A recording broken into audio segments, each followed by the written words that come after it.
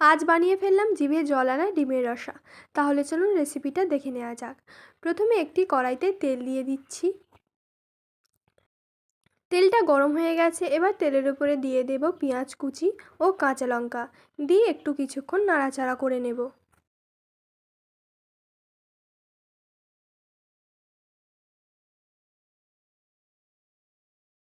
এবারে পেঁয়াজের উপর দিয়ে দিচ্ছি রসুন বাটা ও আদা বাটা, দিয়ে এটা কিছুক্ষণ পেঁয়াজের সাথে নাড়াচাড়া করে নেব।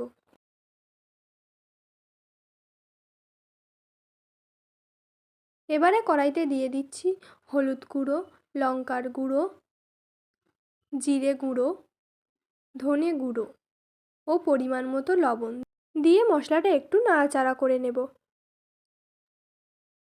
এবারে ওর উপর দিয়ে দেব কাশ্মীরি লঙ্কার গুঁড়ো ও টমেটো কেচাপ, দিয়ে মশলাটা একটু কষিয়ে নেব। মশলাটা অনেকটাই শুকিয়ে এসছে, তাই সামান্য জল দিয়ে মশলাটা ভালোভাবে নাড়াচাড়া করে কিছুক্ষণ ফুটিয়ে নিচ্ছি। এবারে কড়াইতে কয়েকটা কাঁচা ডিম নিয়ে এইভাবে ভেঙে দেব।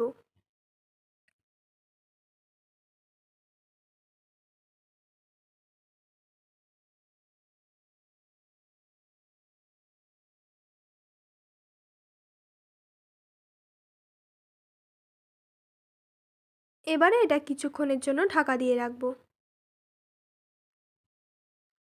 আমাদের ডিমগুলো সিদ্ধ হয়ে গেছে, তরকারিটাও হয়ে গেছে। এবার এর উপর ধনে পাতা ছড়িয়ে দিয়ে এটা নামিয়ে নেব।